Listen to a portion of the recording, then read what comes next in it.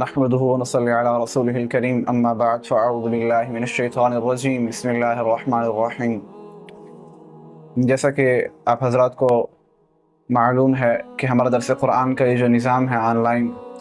یہ چل رہا تھا، ہم نے سورۃ فاتحہ کی تفسیر مکمل پڑھ لی، اس کے فضائل کے اوپر بھی بات ہو چکی تھی۔ اسی درس قرآن کو آگے بڑھاتے ہوئے ہم نے یہ ارادہ کیا کہ سورۃ بقرہ کو شروع نہ کیا جائے، بلکہ وہ صورتیں اول شروع کی جائیں جن کو ہم اکثر عوام الناس نماز کے اندر پڑھتی ہے، اور وہ آخری صورتیں 10 صورتیں ہیں، ان کی تفسیر عوام الناس کے سامنے رکھی جائے تاکہ ان کو علم ہو جائے، آپ کو علم ہو جائے کہ ہم لوگ قرآن پاک کو کیوں پڑھ رہے ہوتے ہیں اور کیا پڑھ رہے ہوتے ہیں۔ اس لیے کہ ہمیں حکم بھی ہی دیا گیا ہے کہ نماز کے اندر اپنا خشوع خضوع کو قائم رکھو، اور خشوع خضوع کب قائم ہوگا کہ جب ہم سمجھیں گے کہ ہم نماز کے اندر پڑھ کیا رہے ہیں۔ سورۃ فاتحہ کا درس مکمل ہو چکا، تو آج ہم ابتدا کرتے ہیں سورۃ فیل سے۔ سورۃ فیل، یاد رکھیں فیل جو ہے سورت کے بارے میں آپ لوگوں کو پہلے بھی عرض کر چکا ہوں شروع میں کہ سورت کسے کہا جاتا ہے، اور یہ فیل جو ہے، فیل عربی کے اندر ہاتھی کو کہا جاتا ہے، تو اس کو سورۃ فیل کو سورۃ فیل اس لیے کہا جاتا ہے کہ اس کے اندر ہاتھی والوں کا ذکر ہے۔ تو اس کا پس منظر، اس کا شان نزول کچھ یوں سمجھیں، اس کا بیک گراؤنڈ کچھ یوں سمجھیں کہ یمن کا ایک بادشاہ تھا جس کا نام ابرہہ تھا، اور اس کا پوتا اللہ کے نبی صلی اللہ علیہ وسلم کے دور کے اندر جو کہ نجاشی نام تھا اس کا، وہ ایمان لے کر آیا تھا، وہ اس کا پوتا تھا۔ تو یہ جو ابرہہ تھا اپنے اس وقت کا اہل حق تھا، یعنی حق مذہب جانا جاتا تھا، اہل کتاب تھا، عیسائی تھا، اس وقت کا اہل حق جانا جاتا تھا۔ اس وقت تک اسلام ظاہر نہیں ہوا تھا۔ 570 عیسوی کے اندر یہ واقعہ پیش آیا، اور اسی سال اللہ کے نبی صلی اللہ علیہ وسلم کی ولادت بھی ہوئی۔ تو اس کا پس منظر کچھ یوں آیا کہ جب اس نے دیکھا کہ مکہ کے اندر ایک خانہ کعبہ ہے، اور پورا عرب، کفار عرب جو ہوتے ہیں، پورا عرب جا کر وہاں پر ہر سال وہاں پر حج کرتا ہے اور وہاں پر طواف کرتا ہے، تو اس نے کہا ہم اہل حق ہیں، اہل کتاب ہیں، تو ہمارا بھی ایک قبلہ ہونا چاہیے، اور اس نے یہ چاہا کہ میں اپنے یمن کے اندر ایک کنیسہ قائم کروں، ایک عمارت قائم کروں کہ وہ ایسی عالیشان عمارت ہو کہ پوری دنیا میں ایسی عمارت نہ ہو، اس کے اندر جواہرات کو سے مزین کیے جائے،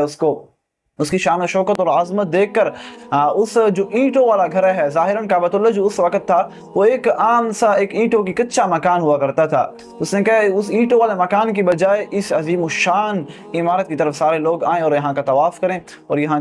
کی عبادت کریں، اور اس ہی کا حج کریں۔ تو اسی کے پس منظر اس نے ایک عالیشان کنیسہ، اپنا عبادت خانہ ایک تعمیر کیا۔ تو جیسے ہی عرب کے اندر یہ بات مشہور ہوئی کہ ہمارے بیت اللہ کے مقابلے میں وہ بنایا گیا ہے، کنیسہ بنایا گیا ہے، اگرچہ وہ جو کفار مکہ تھے، عرب والے تھے، ان میں بت پرستی عام ہو چکی تھی، بتوں کی پوجا عام ہو چکی تھی، لیکن ان کے اندر بھی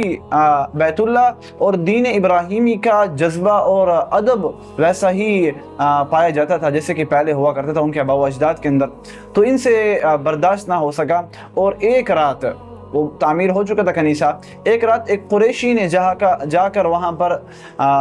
گندگی پھیلا دی، یعنی پیشاب و پخانہ کر دیا وہاں پر، یعنی اس کو آلودہ کر دیا۔ اور بعض روایات میں آتا ہے کہ وہاں پر جا کر وہاں پر کچھ جو عرب کے قبیلے تھے انہوں نے قیام کیا ہوا تھا، اور ساتھ انہوں نے رات کے وقت آگ جلائی، اور وہی آگ پھیلی اور کنیسہ کو لگ گئی، اور اس کی کافی نقصان ہوا۔ جب ابرہہ کو علم ہوا کہ کنیسہ کی بے حرمتی ایک قریش کے ایک بندے نے آ کر وہاں پر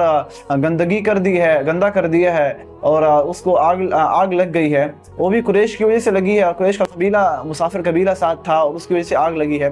تو اس کو بڑا ہی غصہ آیا، اور اس نے عناداً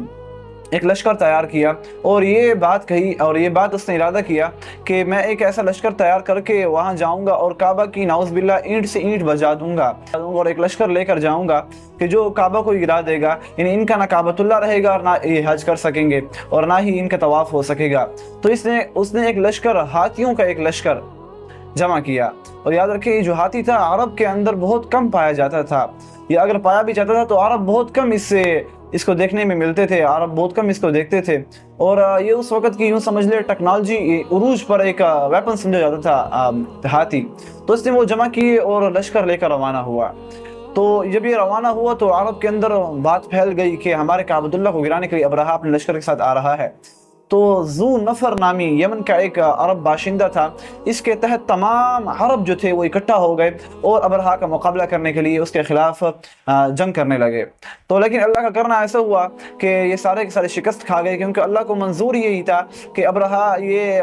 عرب والوں کے ہاتھوں سے، بندوں کے ہاتھوں سے یہ شکست نہیں کھائے گا، بلکہ وہ اللہ جل شانہ کے ایک عذاب کے سائے کے نیچے آئے گا، اللہ کے عذاب کا مزہ چکھے گا۔ تو یہ سارے کے سارے ذو نفر نامی جو وہ تھا جس کی قیادت میں سارے عرب جمع ہوئے تھے، یہ شکست کھا گئے، اور ذو نفر نامی جو وہ تھا سردار تھا وہ قید ہو گیا۔ بہرحال ابرہا بڑھتا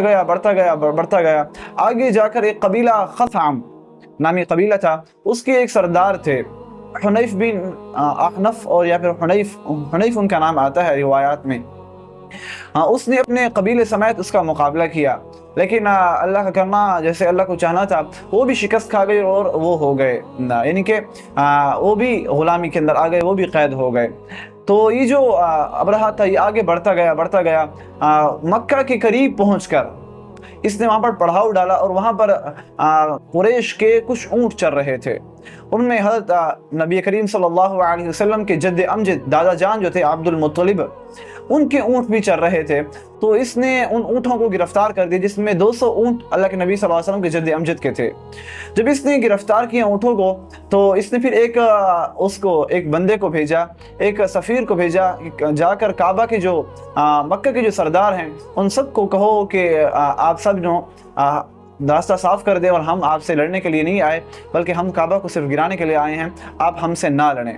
تو وہ جب بندہ گیا جو سفیر تھا، وہ جب کعبہ پہنچا تو وہاں پر جا کر اللہ کے نبی صلی اللہ علیہ وسلم کے جد امجد جو تھے، وہاں کے سردار اعلیٰ یوں سمجھ لیں بڑے سردار تھے، وہاں پر ان سے جا کر ملاقات کی۔ جب ملاقات ہوئی ان سے تو ان کو ساری بات سے مطلع کیا، تو انہوں نے کہا کہ بھئی ہم تو نہیں لڑیں گے، بلکہ اللہ جل شانہ جس کا یہ گھر ہے وہ خود بدلہ لے گا اس سے۔ تو بہرحال سفیر نے کہا کہ آپ ہمارے ساتھ چلیں، عبد المطلب کو کہا، اللہ کے نبی صلی اللہ علیہ وسلم کے جد امجد کو کہا کہ آپ یہ خود بات ابرہا کو کریں۔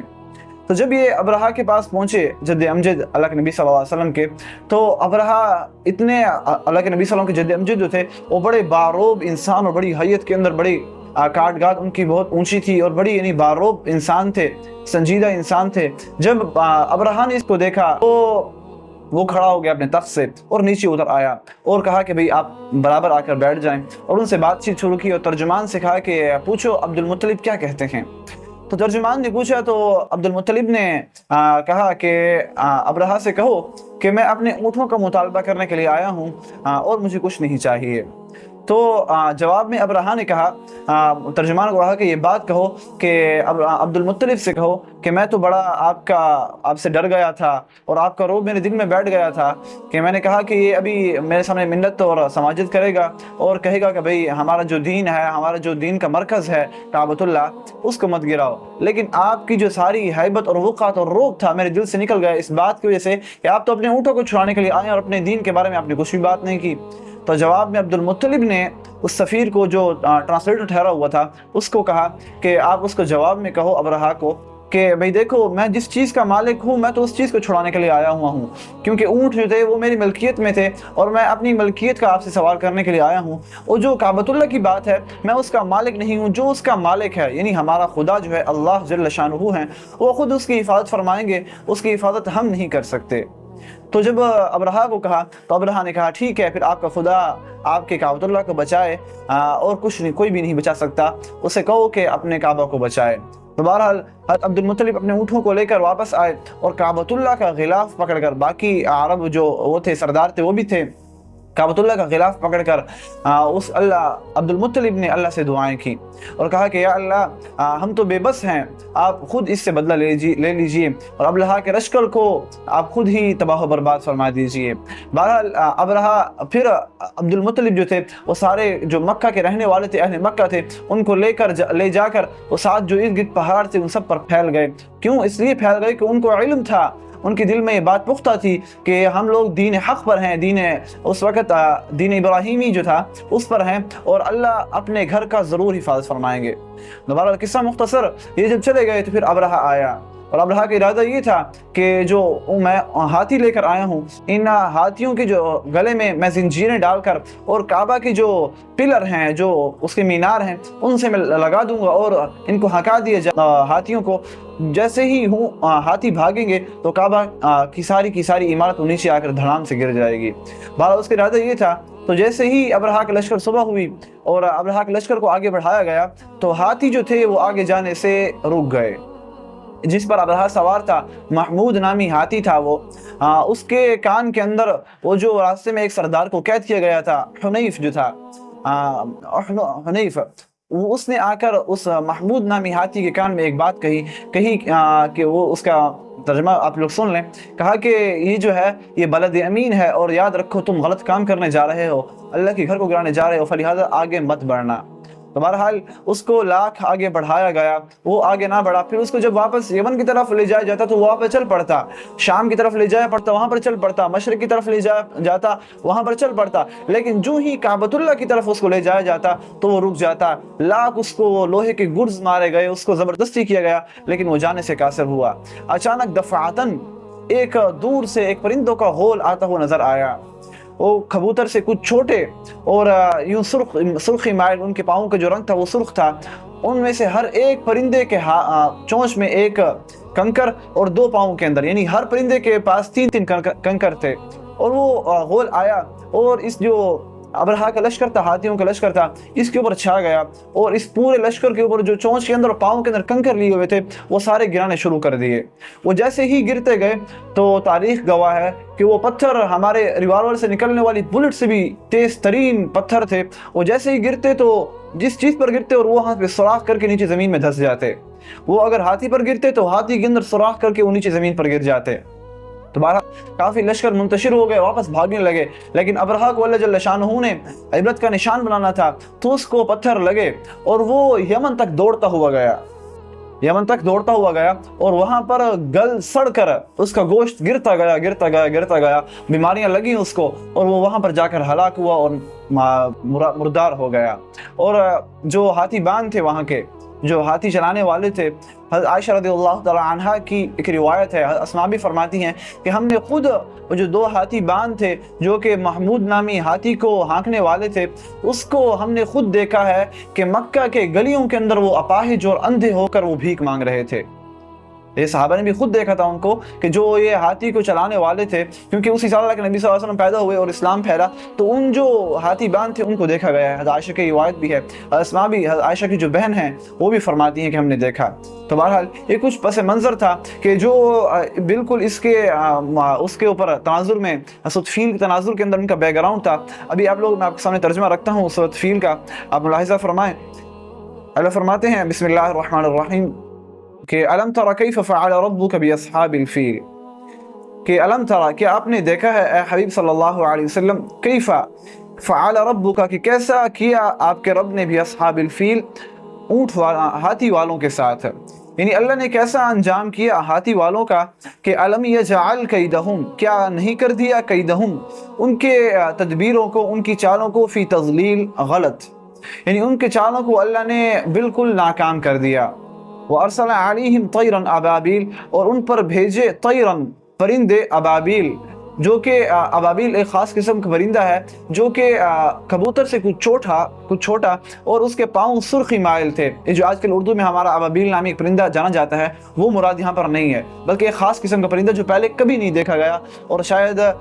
قیامت تک نہ دیکھا جائے۔ بہرحال اللہ آگے فرماتے ہیں ترمیہم، یہ جو بھیجا گیا تھا، ترمیہم، یہ پھینکتے تھے بحجارتن، پتھر، من سجیل،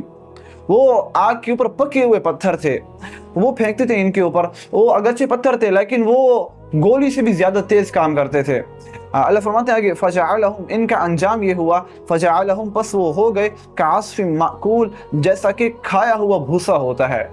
ویسے بھوسا تو تنکے دنکے ہوتے ہیں، لیکن ان کا انجام ایسا ہوا کہ سارے کے سارے کھائے ہوئے بھوسے کی طرح. ایک تو بھوسا عام ہوتا ہے اس کا اتنا وہ نہیں ہوتا, لیکن جو کھائے ہوئے بھوسا ہوتا ہے اس کا جو وہ ہوتی ہے غلط قسم کا جو ایک ایکسپریشن پڑتا ہے انسان کے اوپر بہت زیادہ ہوتا ہے. تو اللہ جل شانہ فرماتے ہیں ان کا انجام ایسا ہوا کہ وہ ان کے اوپر جیسے ہی کنکر لگتے تھے تو وہ بھوسے کی طرح یوں خاک ہو کر نیچے گر جاتے تھے. بہرحال اللہ جل شانہ نے ان کا ایک انجام یہ کیا. تو ہمیں اس صورت سے کیا سبق ملا؟ ہمیں صورت سے یہ سبق ملا کہ اللہ جل شانہ کی احکامات کی, اللہ جل شانہ کی جو دین ہے, دین اسلام,